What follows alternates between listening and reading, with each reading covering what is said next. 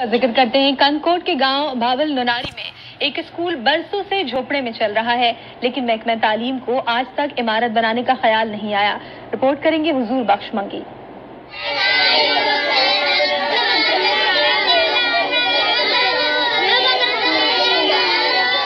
ये है कंदकोट के गांव भावल नोनारी का गर्ल्स प्राइमरी स्कूल। ये 1993 में कायम हुआ, आज तक इमारत नहीं दी गई। सर्दी हो या गर्मी या बारिश, बच्चियां इसी हालत में तालीम हासिल करती हैं। बारिश में तालबात को शदीद मुश्किलात का सामना करना पड़ता है। स्कूल टीचर ने डीओ एजुकेशन को कई बार तहरीरी तौर पर इमारत के लिए लिखा, मगर अमल किसी ने न किया।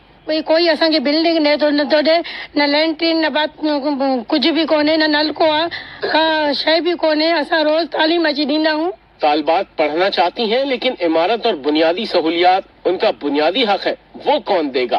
तू ही जिया पो जान जो तू सा सदम जी जू जड़ियों देती है हर पर चीज गवाही पाके तेरी जाते लाई, कितना प्यारा नाम है तेरा। सिंध के महकमा तालीम के अफसरान को फुर्सत मिले तो कभी इस इलाके का भी एक दौरा करें।